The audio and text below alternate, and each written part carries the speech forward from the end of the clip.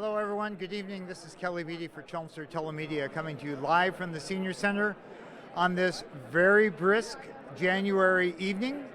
We are here for a special town meeting, and it's unusual to have town meetings with snow on the ground, but I was thinking, well, maybe last April we had snow on the ground for annual town meeting.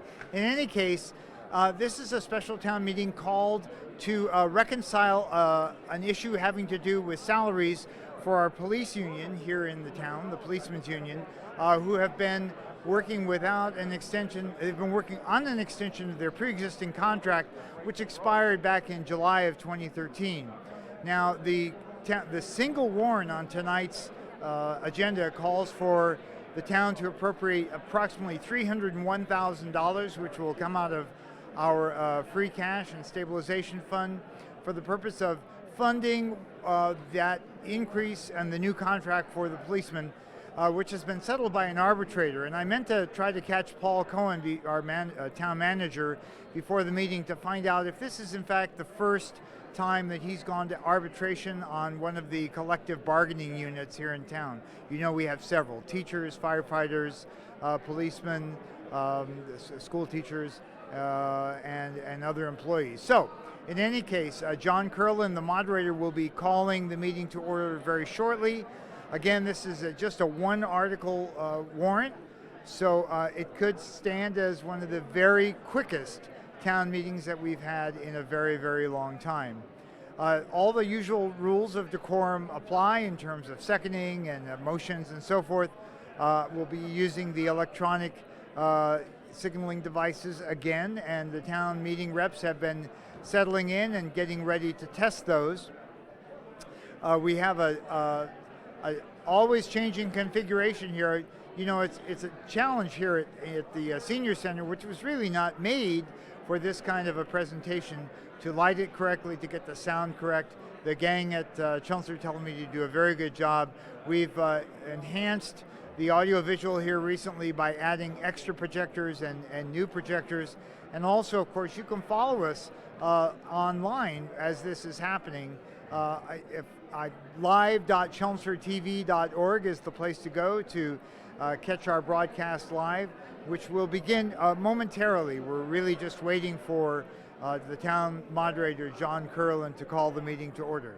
So sit back, learn a little bit about collective bargaining here in the town of Chelmsford.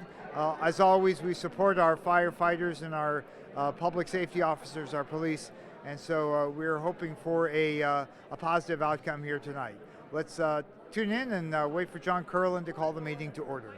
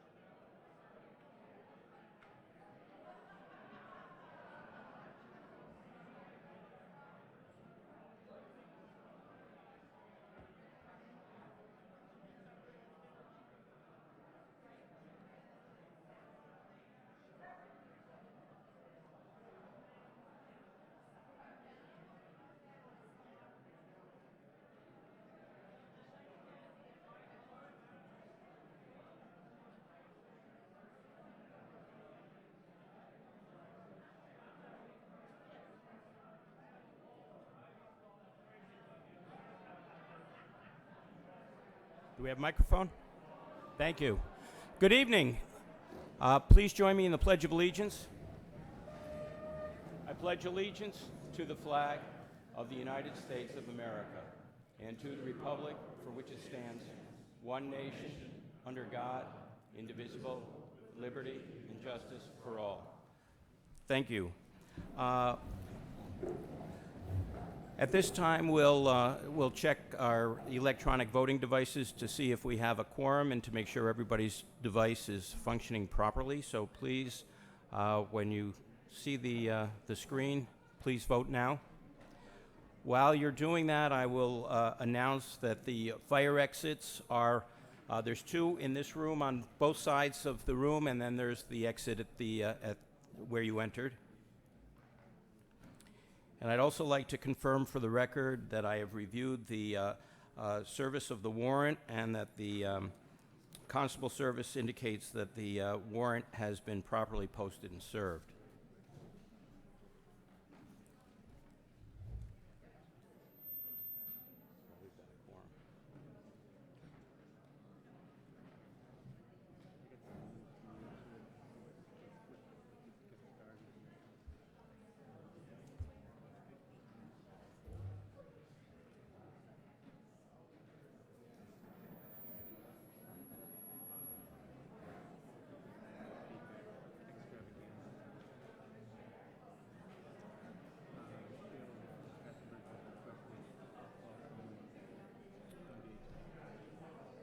Okay, we do have a quorum. Thank you all for joining us this frosty evening. I would like to welcome all of you to tonight's special town meeting. As always, you can log on to the live stream of this meeting with your smart devices or computer by using the directions that were on the screen. I'd like to thank Chelmsford Telemedia for their assistance in trying to improve access to information for both the reps and our citizens. We will continue to work to ensure that all of you have the ability to read not only the warrant articles as originally presented, but also as amended. I am dispensing with my usual opening remarks in order to discuss a change that I would like to make to town meeting. As I have said in the past and will continue to say, this is your town meeting. My sole function is to advance the process in a transparent and expeditious manner. To that end, I would like to implement a process called consent agendas. This process involves bundling some traditionally routine warrant articles that are generally pro forma, housekeeping matters that are usually approved without any questions or discussions. Many of you know the type of articles to which I refer. As an example, when we get E-rate reimbursement, we have always voted to transfer those funds to the school budget, and always without any discussion. There are numerous other examples. So instead of having several different presentations and individual votes, these matters would be consolidated into one article, and you would vote on all of them in one vote. In the event that there's a matter in the consent agenda that any member should believe should be voted on separately, that issue can be separated from the consent agenda and voted on individually. I will work with the town manager to try to ensure that all matters in the consent agenda are of the nature that, of such a nature that you would not require any discussion prior to voting. Many other towns have consent agendas since they have save time and do not distract from the process. If you have any concerns or want to discuss this with me, I will gladly hear your thoughts before making a final decision. I would like to save time at town meeting without sacrificing transparency nor compromising your right to inquire or engage in discussion. This is one way that has proven successful in other towns, and I have every confidence that if implemented, it will work well in Chelmsford. I look forward to hearing from you. Thank you. At this time, I will turn the meeting over to the town manager for the first and only warrant article of the evening.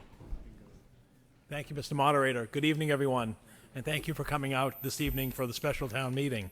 Many of you may recall when we were here at fall annual town meeting, we passed over the article pertaining to collective bargaining agreements because no agreements had been reached at that time. If you may recall, the community has 13 collective bargaining units. We have those contracts coterminous. Up until this point this evening, we've reached agreement with 11 of those units, and this evening we'll bring you the final two, the police patrol officers arbitration award and the police sergeants arbitration award, and it'll be in the form of one motion. The agreements, if they are reached this evening, will expire in just over 5 months from now.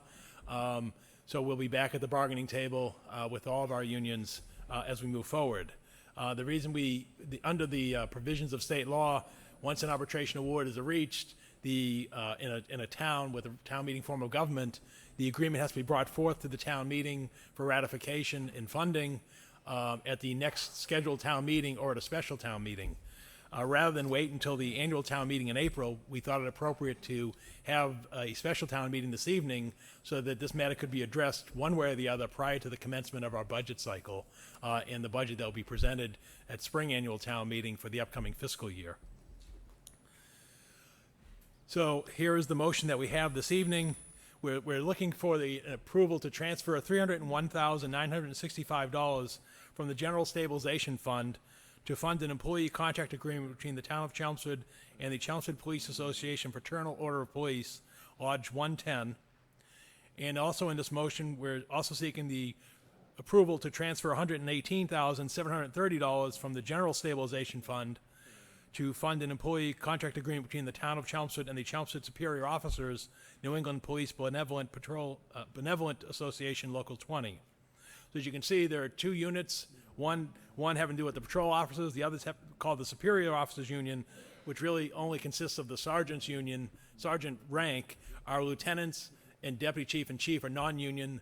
They're under the personnel bylaw. That's why they're not in this process.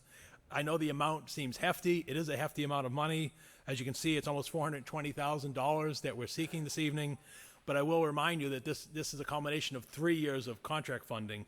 And if we were just funding the current fiscal year, the amount would be $147,000 for the patrol and $59,000 for the sergeants.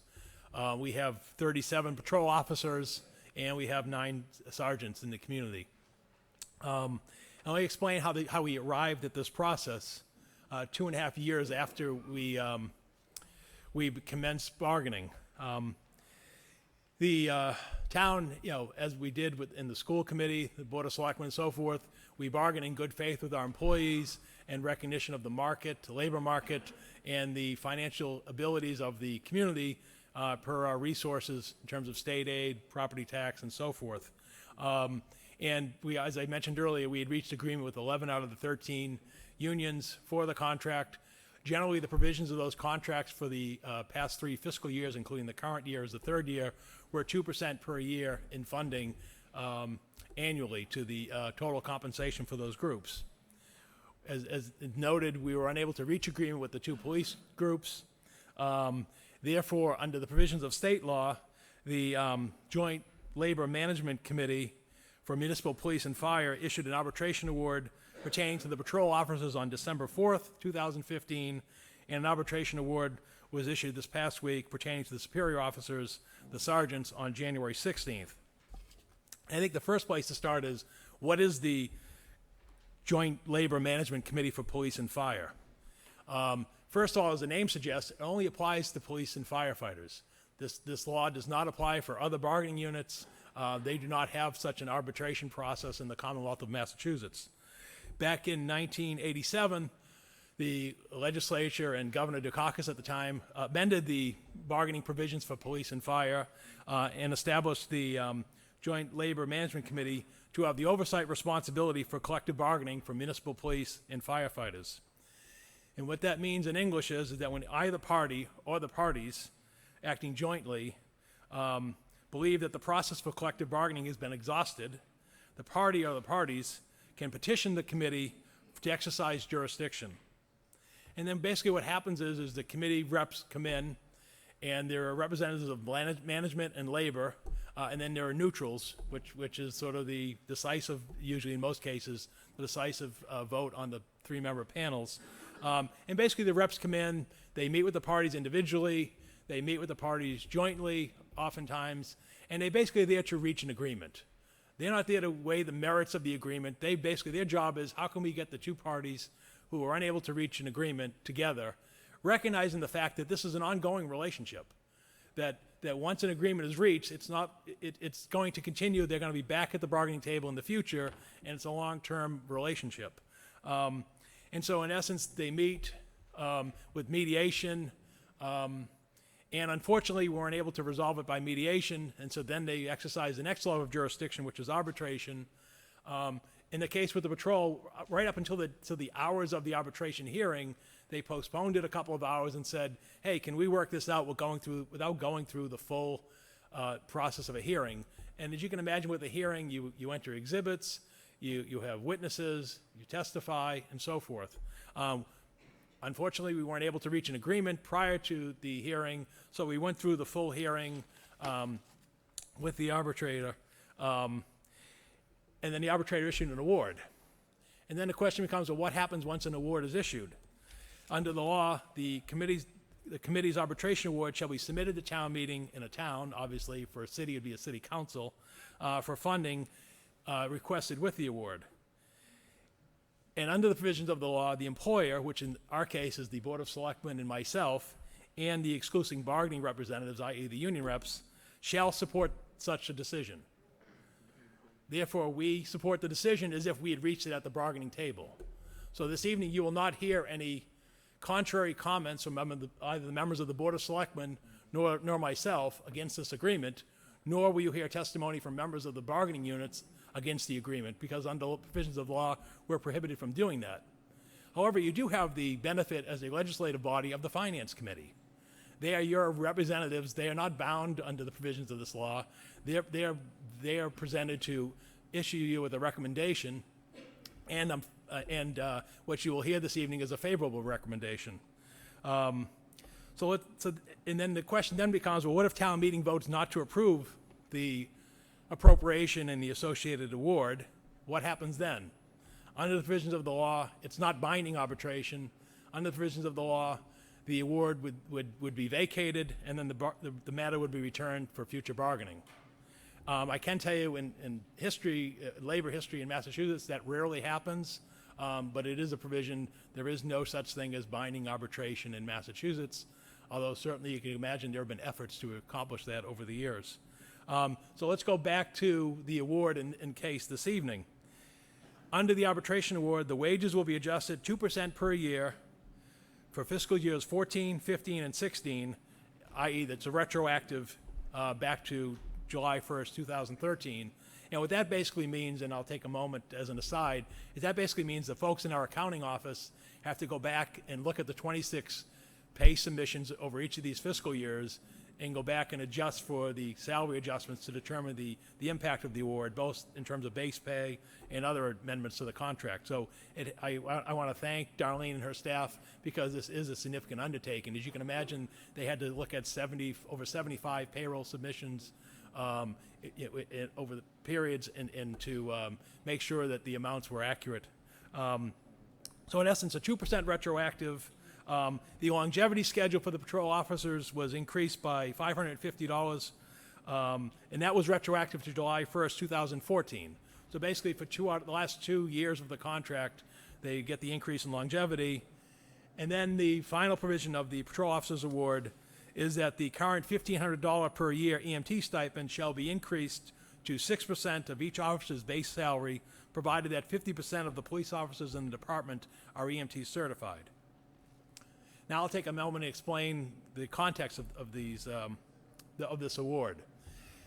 Here's the resulting patrol officer wage schedule for the current fiscal year. The academy wage, which basically covers an officer who's sent to the 26-week police academy and then to the end of their first year of total employment with the town, would be, as you can see, $19.10. And then the maximum in Chelmsford after 6 years of employment with the town would be $28 and just 13 cents. As you can see, they go to 4 decimal places. So in essence, if you take roughly 1,950 hours a year, the maximum base pay for a wage scale for a patrol officer in Chelmsford would be $54,869. The question then becomes, how does Chelmsford patrol officers' maximum hourly base pay compare to neighboring comparable communities? And basically, these are the communities that are our closest comparables, and if you look through the Finance Committee booklet, you can see the case that we made, that this is sort of, the labor market that we're in Chelmsford. And as you can see, at $28.14, Chelmsford's not the highest, we're not the lowest, we're about where we typically fall, whether it be in school compensation in terms of the educators or with our general employees on the general government side. And so that sort of puts us into a context of where we are as a result of this award. The other question becomes the longevity scale. As you can see, after 10 years of employment, now remember, after your 6th year of employment with the town, you've maxed out on the base pay scale. So then the only increase you would receive from years 6 to 10 would be any adjustment to the total pay scale, you wouldn't get any step increases. But then upon hitting 10 years of service to the town, you can see the resulting $550 increase would put you just over $2,000. And as you can see, after 25 years, it would be over $4,300. And I'll note, as you can see, I put on there, this would equal the longevity pay scale that currently exists for the Chelmsford firefighters. And then the resulting EMT stipend of 6% of each officer's base salary, provided that 50% of the police officers in the department are EMT certified, that would equal the 6% EMT stipend for firefighters. However, we note that firefighters are required to obtain and maintain EMT certification as a condition of employment with the town. Right now, we have just under 50% of our patrol officers have their EMT certification. As you can imagine, since this award, there's been a heightened interest in obtaining that 50% threshold, and we fully expect that come July 1 or thereabouts, that they will qualify for this in the upcoming fiscal year. Moving on to the Police Sergeant's Arbitration Award. Again, this followed in the wake of that decision, and clearly, this was known as we wrapped up the Sergeant's Award. It has the same 2% per year wage adjustment, retroactive to fiscal year 2014, the same amendment to the longevity schedule, and the same EMT provisions. In addition, upon ratification, there's a minor aside in the contract arbitration award that whenever a sergeant serves as the officer in charge of a shift due to the absence of a lieutenant working that shift, the sergeant shall be compensated at a rate equal to an hour of the sergeant's overtime pay for serving in that capacity. And we project the monthly cost of this is around $400. So basically, it's a rare occasion that a sergeant would be the officer in charge, i.e. that a lieutenant would not be on duty, because right now in our department we have a lieutenant scheduled 24/7, 365. However, due to injuries in the department, vacations, other demands, there can be occasions where a sergeant is the officer in command in the absence of a lieutenant. We found in looking at other communities that this was a reasonable agreement, and the compensation appeared to be reasonable. And then finally, the last provision pertained to a resolution of a grievance that had been filed, was that upon ratification, the sergeants will be compensated at 1.5 times their regular rate of pay pursuant to the Fair Labor Standards Act. Again, a rather modest financial increment of roughly $300 per month. And in fact, it would match the patrol union, which already has their overtime for Fair Labor Standards. Basically, what this means is in a 28-day period, if an officer or a sergeant works more than 171 hours, the provisions of basically a higher overtime rate kicks in than what they would normally receive. And then again, applying this, and what does this mean? That the resulting police sergeant's base hourly wage for the current fiscal year would be $35.45. There are no steps for the sergeants. A sergeant, whether they're the first year sergeant or a multi-year sergeant, gets the same wage. In this case, it's $35.45. Again, if you apply that to 1,950 hours per year, that would equate to $69,128 in their pay. And then obviously you can do the math from there.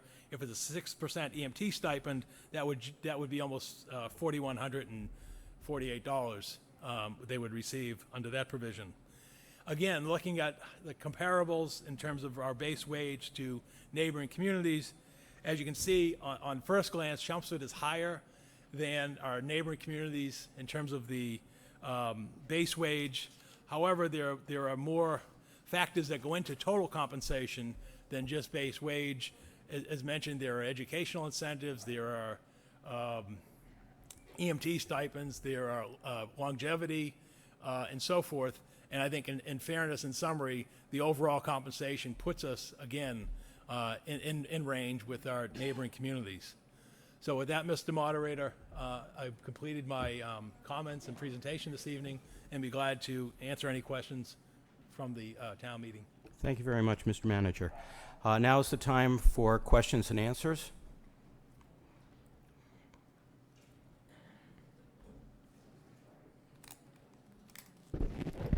Debbie Deary, Precinct 6. I have two questions. Who pays for them to receive the courses to be an EMT? And my other question is in the same regards. Who pays for the recertification when they have to be recertified? The town pays for the certification upon successful completion. So basically they're at risk for doing the certification. So i.e. if they take it and fail, we're not on the hook. But if they take it and pass, then we reimburse them for that All expense. right, thank you. David Foley, Precinct 5. Mr. Moderator, through you to the speaker. When we go through these arbitration procedures, are there other costs to the town in order to go through arbitration? Like, do we have to pay any sort of legal fees for doing that, or other costs that we'd incur? Yeah, an arbitration process is not inexpensive in either time nor expense. When we go into formal mediation, let me start up. When we bargain with our unions in typical bargaining sessions, I do not have labor counsel at the table. Generally, it's myself and Gene Parzielli, our human resources director, and then upon occasion, I will bring in the department head. And I say upon occasion, I choose not to put the department head in the middle of the negotiations. In other words, I want to maintain the professional relationship of the department between the department head and his employees, and I believe that's worked. And in fact, I will commend, and I think it's fair to commend the professionalism of the patrol union and the sergeants throughout this process. I don't think anyone in the community has seen any effect of there not being a labor agreement for the last 2.5 years. They've acted professionally, they've been professional at the bargaining process, and they've been professional right through the process. So I really want to acknowledge and recognize that. Going back to my point, generally it's myself, where I will bring in a department head if there are questions regarding the operations of the department, management concerns, and so forth. I will have the department head there. Generally, I would not have them speak at the table, but I want that department head, him or her, to hear what's being presented, to then counsel me away from the table in terms of an appropriate response and an understanding of the issue.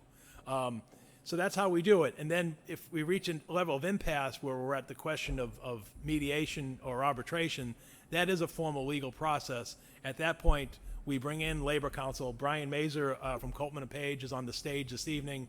John Giorgio's away in Asia on vacation. But given the nature of this, Brian has been the one directly working with us on our labor matters, so he's there this evening. We bring Brian in. That is not inexpensive because it's not just the hours that you're there at the mediation session or the arbitration hearing. It's the preparation that goes into it, as well as the filings that take place afterwards. So, but again, you've got to recognize those same costs are borne by the union. They have to pay labor counsel to be at these sessions. And so forth. So it's not an inexpensive process, and then obviously it's the time involved. You're taking myself and the human resources director away from other activities, much like you're taking the union reps away from their other activities outside of employment to participate in this process. So yes, it is a considerable expense of time and labor costs to be involved in the mediation and arbitration process. Clearly, both sides want to avoid mediation and arbitration, but in some cases, it happens. Fortunately, this is the first time this has happened in the 10 years that I've been here in Chelmsford, and I think it was probably several years prior to my arrival that the town last had this formal process with the public safety officials. It's been more common in the school side with the educators union. However, I will acknowledge the last time they were able to reach an agreement without mediation. So there are no universal rules, but generally the process is by all means we hope to avoid it, but some cases you just can't reach agreement. And a follow-up question, Mr. Moderator, through you to the speaker. So in this particular case where we did go to arbitration and had a formal legal process, could you give a rough idea of how much that legal expense was? I would say for both of these agreements it was well over $10,000. Okay. Thank you very much. Thank you. Mr. Moderator, through you, the question is, a couple of questions actually, is how many members of the police force are certified EMTs currently, or better phrase, percentage-wise?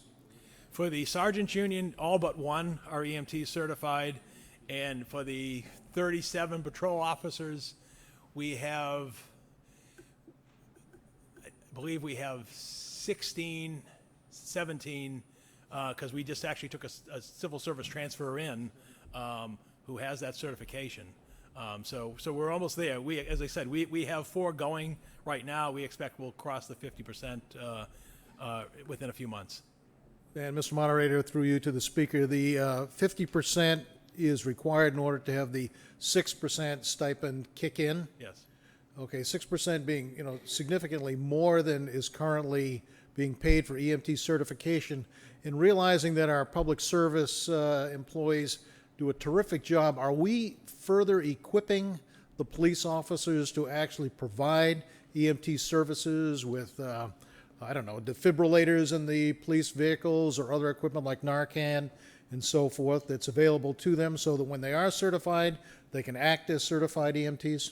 Yeah, just to point out, the answer is there's no additional cost for this. For example, right now, the patrol officers get $1,500, not the 6%, so they've been receiving a stipend, and it wasn't tied to the 50% requirement, and the superior officers were receiving 2.5%. So that's been provided. I will say, and again, in fairness, we recently took on the Narcan assistance for the opioid problem, and there was no additional compensation provided to the police officers or sergeants for that additional responsibility. So they have the equipment that they need. What this became, as you can see, this was part of a negotiated an award because the parties couldn't reach a negotiated agreement, and that's how the 50% threshold kicked in. But no, there is no additional expense to the community as a result of this award. So just to be clear, part of the question was, are the police cars equipped with Yes. Medical supplies that would allow them to act as EMTs? Yes. Yes. Thank you. Thank you. Brian Latina, Precinct 4. 2 questions. One is EMT. When an officer arrives at a scene where it's pure medical emergency, is he going to do EMT type services, or will he act as a police officer and check the scene out? I'm concerned of if there's thought about risk to the officer given a scene where he might now have his head down instead of up, during that period. Are we changing his role and putting him in danger? Maybe that's a question you've thought of already. Yeah, I can tell you, well, I think the best thing to do is, and since the chief is here this evening, well, I have the chief answer that question in terms of how because I want to assure the community that we're still going to be a safe in terms of response, in terms of police, as well as medical.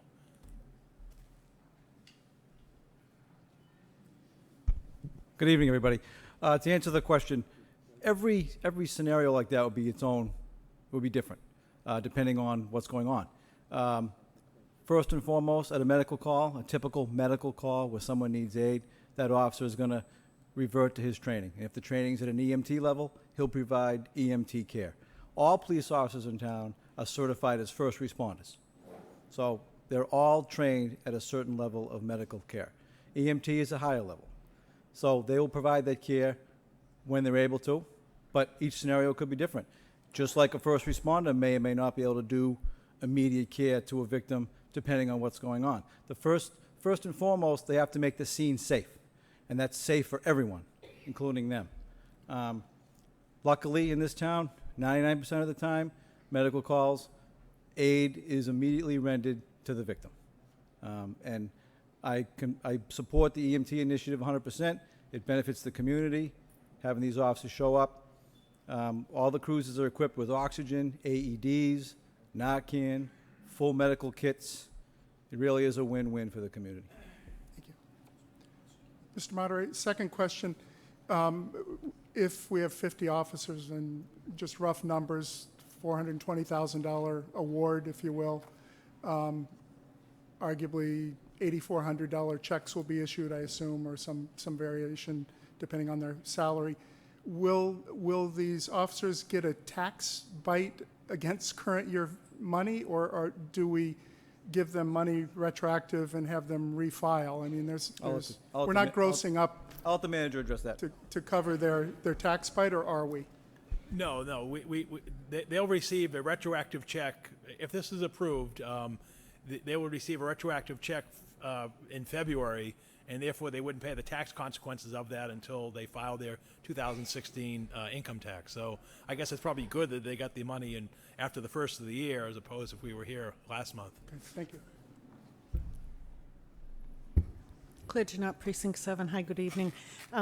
The award on page 5 of the FinCom book, paragraph 3 on the EMT issue, talks about how there was no conclusion on what will happen as the number in the force changes, and that 50% may be moved periodically.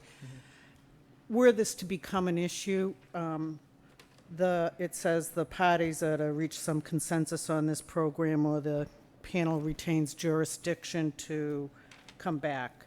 What's the intent of the manager and the police department on this issue? Are you going to get some consensus on how you're going to deal with this on a pretty timely basis? Yeah, our consent would be is we'd give them a 1-year period in which to obtain their get the 50% level. So if they fall below, we would give them a year period to get back above the 50%. So am I understanding this correctly? It's only an issue if you increase the number of personnel on the force that forces the percentage of people certified to fall below the 50%? Is that what this is referring to? Exactly. You have retirements, you have people leave the department and so forth.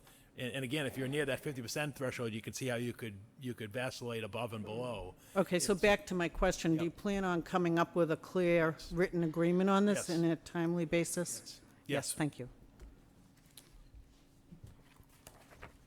No further questions.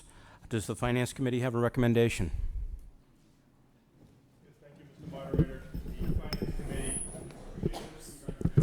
approval of this article. And also, I would like to make a comment. We're losing a member of the Finance Committee next month.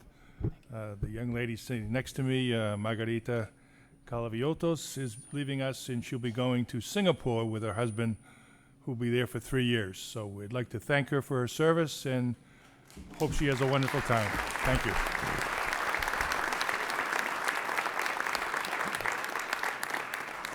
Thank you, Mr. Chairman. Does the Board of Selectmen have a recommendation? Yes, the Board of Selectmen unanimously recommends approval. Thank you. Now's the opportunity for discussion. There being none, we will vote to transfer $301,965 from the General Stabilization Fund to fund the contract agreement between the Town of Chelmsford and the Chelmsford Police Association Fraternal Order of Police, Lodge 110, and to transfer $118,730 from the General Stabilization Fund to fund an employee contract between the Town of Chelmsford and the Chelmsford Superior Officers Local 20 of the New England Police Benevolent Association. This requires a 2/3 vote. Please vote now.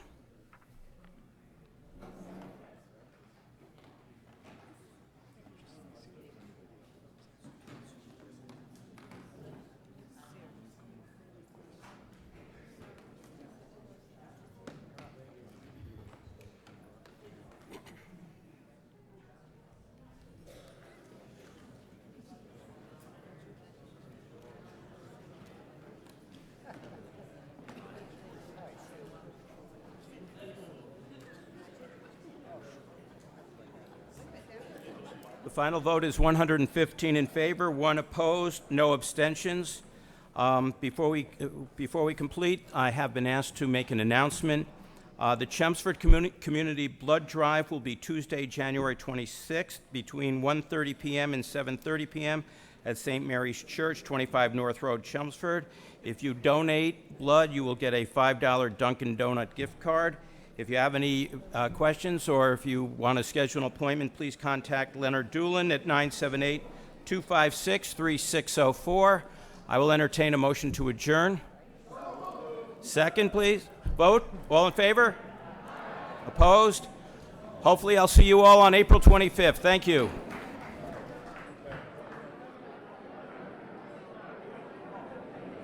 Well, that certainly was expedient and efficient and everything we sort of expected it to be. Obviously, with the town having bargained for more than 2 years now, to finally have it go to an arbitrator, that is sort of the last stand, if you will. And it seemed very, very unlikely to me that we would have any kind of contention concerning that award. It is clear that our police officers and sergeants have been working in good faith toward this announcement. I saw a couple of them standing in the hallway. They were paying very close attention to what was going on here this evening. And so, as Paul Cohen pointed out, this is the first time he's gone to arbitration in his 10 years as town manager. I think that speaks well of the record, both on his side and on the part of the unions, the bargaining units that have been negotiating salaries over these past 10 years. It has been a very quick meeting, a little over half an hour from start to finish, and so consequently we will be adjourned until April 25th, when I hope you'll join us. And I hope we'll be able to say, sorry for you skiers out there, I hope we'll be able to say that we've got to spend only a small fraction of our snow removal budget for the year. For Kelly Beatty and the rest of the staff of Chelmsford Telemedia, I want to thank you for joining us. Have a great night. Kelly, tell them about the alignment of the